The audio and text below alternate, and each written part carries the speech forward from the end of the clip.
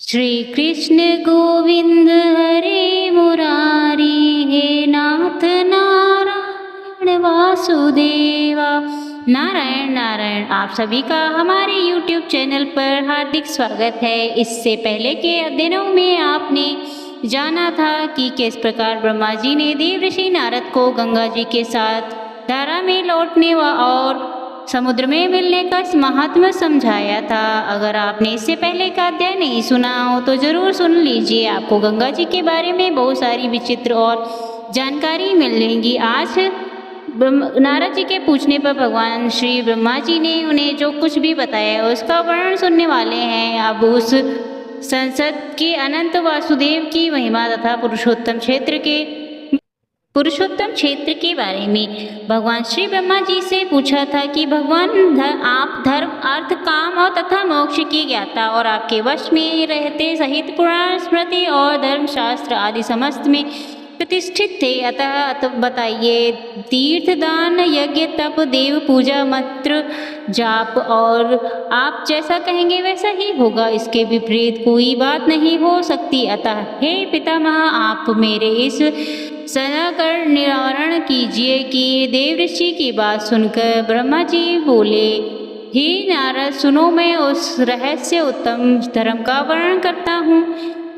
4 प्रकार के तीर्थ ही 4 ही योग हैं, 3 गुण 3 पुरुष और 3 ही सनातन देवता हैं। इस स्मृतियों से हित वेद 4 बताए गए हैं, पुरुषार्थ विचार ही है और वाणी के भी 4 ही वेद हैं कि सब समान धर्म सर्वत्र एक ही है, क्योंकि वह सनातन है। साध्य और साधन के भूत से उसके अनेक रूप माने गए हैं। धर्म के 2 तरह, देश और काल। काल के आश्रित जो धर्म है वह सदा घटता बढ़ता रहता है। युगों के अनुसार उसमें एक एक चरण की न्यूनता होती जाती है। कालश्री धर्म भी देश में सदा प्रतिष्ठित रहता है। युगों को चयन होने पर भी देश आश्रित धर्म की कभी हार नहीं होती। नारद जी, जो धर्म दोनों आश्रमों से हीन है उसका अभाव हो जाता है, तथा देश के आश्रित रहने वाला धर्म अपने चरणों के साथ प्रतिष्ठित होता है। विश्रोही धर्म भिन्न भिन्न क्षेत्रों में देशों के अतिरिक्त रूप में स्थित रहता है।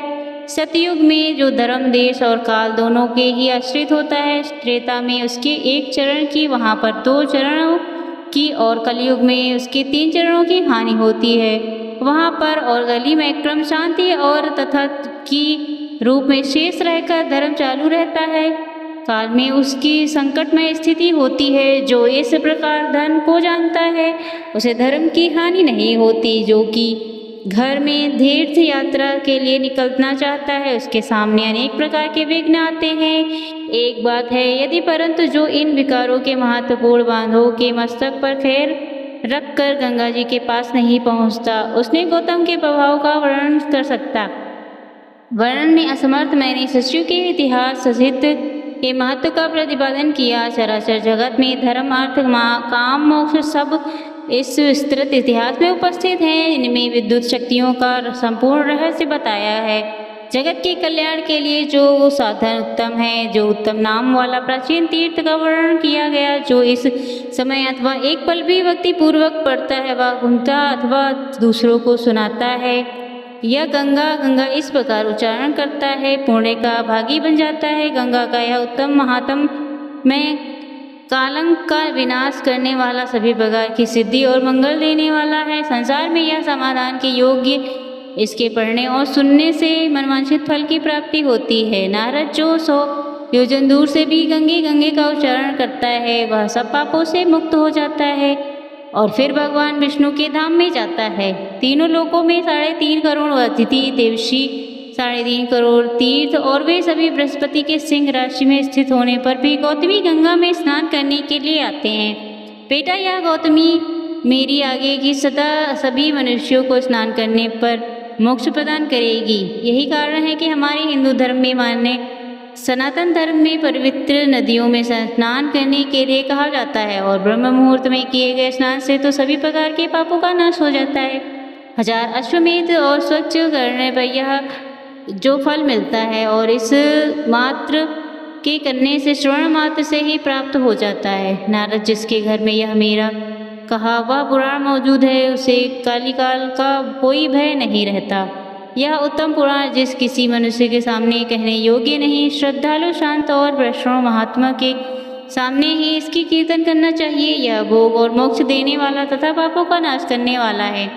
इसके श्रवण मात्र से ही मनुष्य व्रत हो जाता है। जो अपने हाथ में लिखकर यह पुस्तक ब्राह्मणों को देता है, वह सब पापों से मुक्त होकर फिर कभी घर में नहीं आता, अर्थात बार बार जीवन मरण के चक्र में नहीं पड़ता। इस प्रकार जो भी मनुष्य भक्ति भाव से इस महात्म को दूसरों के साथ साझा करता है, उससे भी अंत में मोक्ष की प्राप्ति हो जाती है। यही कारण है श्रोतागणों की आपको जब मैं यह कथा अति तीर्थों का महात्म्य सुनाती हूँ तो कथा शुरू करने से पहले आपसे अनुरोध करती हूँ कि प्लीज़ आप इन वीडियोओं को, इन कथाओं को ज़्यादा से ज़्यादा लोगों तक शेयर किया करें। हमें ऐसा काम करना चाहिए जो हमारे धर्म और संस्कृति का प्रचार प्रसार करे। हमारे इस तनातनी बहुत से लोग ऐसे होंगे जो इन तीर्थों के बारे में कभी नहीं जानते होंगे, जिन्होंने तीर्थों का नाम भी नहीं सुना हो।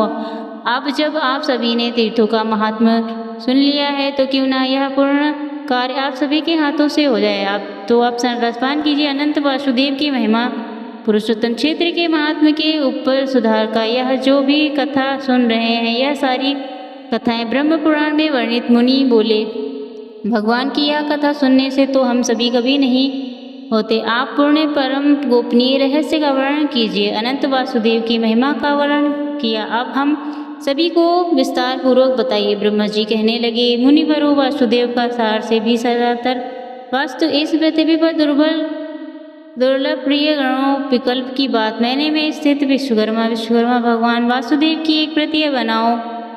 दर्शन करके आदित्य और मनुष्य विधि पूर्वक भगवान वासुदेव की रावण की कृपा से मेरी बात सुनकर विश्वकर्मा ने तत्काल ही सुंदर और स्वर्ण प्रतिमा, जिसके हाथों में शंख चक्र गदा और पद्म शुभ रहते हैं, भगवान का व्रत है, इस प्रकार के शुभ लक्षणों से संपन्न और अत्यंत प्रभावशाली था। मुनिवरों, उनके नेत्र कमल के समान विशाल थे। वक्ष स्थल में श्रीवस्त्र का चिन्ह सुशोभित था, विदेश माला से सुशोभित हो रहा था। मस्तक पर मुकुट और अंकित पा रहे थे, मोटे निशान पड़े थे, में ले रहे थे, पत्तांबर की पूर्व शुरू हो रही थी। इस प्रकार प्रतिमा स्थापक का समय आने पर मैंने ही मंत्रों द्वारा स्थापित किया। उस समय देवराज इंद्र पर सवार होकर समस्त देवताओं के साथ लोक में उन्होंने स्नान ध्यान आदि के द्वारा भगवती प्रतिमा को प्रसन्न किया और उसे लेकर वे अमरावती पुरी को चले गए। वहाँ इंद्र भवन में उसे वहाँ पाकर उन्होंने मन, वाणी और शरीर को संयम में रखते हुए दीर्घ काल तक भगवान की आराधना की और उन्हीं के प्रसाद से व्रत और नामोशी अधिक क्रूर राक्षस तथा दानवों का संहार करके तीनों लोक का राज्य होगा। व्रत योग देता आने पर वहाँ पराक्रमी राक्षस परम प्रतापी हुआ। उसने 10,000 वर्ष रहा, जितेंद्रिय रहकर अत्यंत कठोर व्रत का पालन कृषि किया आधारित तपस्या, जो कि दूसरों के लिए अत्यंत दुष्कर थी। मीरा उस तपस्या से संतुष्ट होकर रावण को वरदान दिया कि तुम्हें संपूर्ण देवताओं और दैत्यों, नाग और राक्षसों से कोई नहीं मार सकता। शाप के भयंकर प्रहारों से भी तुम्हारी मृत्यु नहीं होगी। तुम यमदूतों से भी बोलोगे तो रहोगे।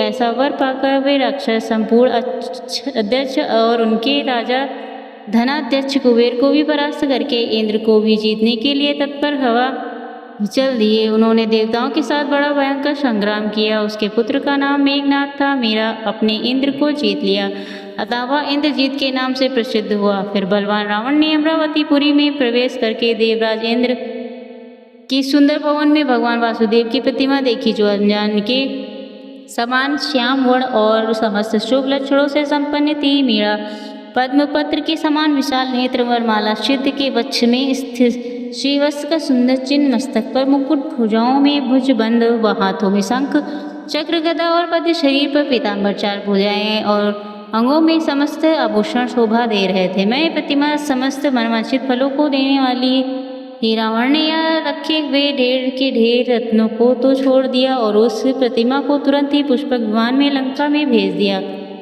रावण के छोटे भाई धर्मात्मा विभीषण नागराक्ष थी, विशेष भगवान नारायण के भजन में लगे रहते थे। देवराज की भूमि में आई हुई उस व्यक्ति प्रतिमा को देखकर उसके शरीर में रोमांच हो आया। उन्हें बड़ा विषय अथवा विभीषण ने प्रसन्न मन से मस्तक झुकाकर भगवान को प्रणाम किया और वो कहा, प्रभु आज मेरा जीवन सफल हो गया, आज मेरी तपस्या का फल मुझे मिल गया। ऐसा कहते धर्मात्मा विषय में बारंबार भगवान को प्रणाम करके अपने बड़े भाई के पास गए और हाथ जोड़कर बोले, राजन आप वह प्रतिमा देखकर मुझ पर कृपा कीजिए, मैं उसकी आराधना करके भवसागर से पार पाना चाहता हूँ। भाई की बात सुनकर रावण ने कहा, तुम भी प्रतिमा ले लो, उसे मैं लेकर क्या करूँगा?